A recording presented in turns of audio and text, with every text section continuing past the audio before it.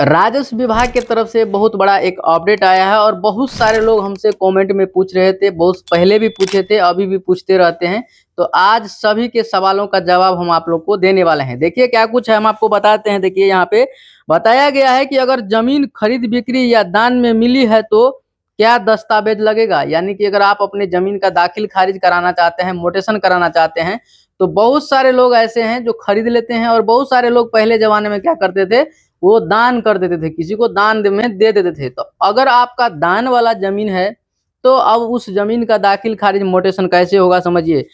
जमीन खरीदने या दान मिलने पर दाखिल खारिज हेतु राष्ट्रीय दान पत्र जरूरी है। यानी कि राष्ट्रीय दान पत्र एक एप्लीकेशन होता है जो आपको फॉर्म भर कर देना होगा, वो चाहिए ही चाहिए अगर आप दाखिल खारिज कराएंगे तो। इसके बाद जो है सो दूसरा पॉइंट है, बताया गया है कि अगर जमीन का अदली बदली किए हैं आप, बहुत सारे लोग आप देखेंगे विनिमय हुई है, आप बोलते होंगे, देखते होंगे गांव वाला बोलता है विनिमय वाला जमीन है। यानी कि पहले जमाने में लोग क्या करते थे, मान लीजिए किसी को घर बनाने के लिए जगह नहीं रहता था, तो किसी को खेती करने के लिए जगह नहीं रहता था, तो क्या करता था, लोग आपस में दल बदल कर लेता था। यानी कि ये जमीन तुम ले लो, सेम जमीन है, उतना ही रकबा रहेगा, सब कुछ ठीक रहेगा, तो ये जमीन तुम ले लो, वो जमीन हमको दे दो। तो लोग क्या करते थे, चेंज कर लेते थे, आपस में चेंज कर लेते थे, इधर का आदमी उधर चला गया, उधर का आदमी इधर आ गया।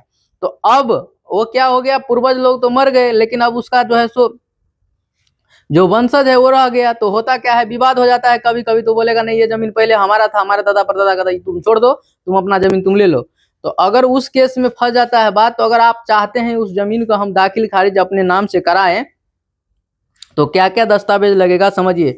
जमीन विनिमय होने पर निबंधित विनिमय दस्तावेज दर केवाला व संबंधित कागजात जरूरी है। यानी कि ये सब पेपर आपको देना जरूरी है। विनिमय दस्तावेज यानी कि जो अदल बदल आप किए थे उसका दस्तावेज आपके पास होना चाहिए।